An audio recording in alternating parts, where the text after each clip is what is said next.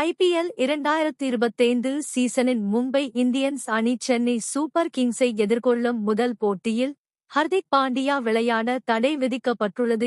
IPL 2025 சீசனின் Mumbai Indians அணி Chennai super கிங்ஸை எதிர்கொள்ளும் முதல் போட்டியில் ஹர்திக் பாண்டியா விளையாட தடை விதிக்கப்பட்டுள்ளது. இந்த தடையின் காரணமாகவே தற்போது சென்னை அணிக்கு எதிரான முதல் போட்டியில் ஹர்திக் பாண்டியா விளையாட முடியாத சூழல் உருவாகியுள்ளது.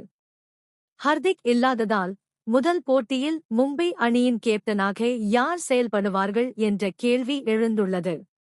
இதில் முதல் தெரிவாக இருப்பது ரோஹித் சர்மா தான்.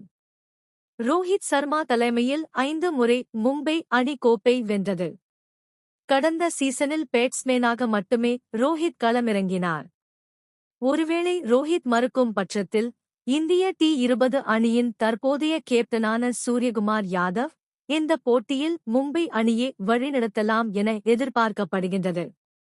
சூரியகுமார் யாதவ் ஒரு சில போட்டிகளில் மும்பை அணியை கேப்டனாக வழிநடத்தியுள்ள நிலையில் இந்திய T20 அணிக்கும் கேப்டனாக வெற்றிகரமாக செயல்படுவதால் அவருக்கும் அதிக வாய்ப்புள்ளது.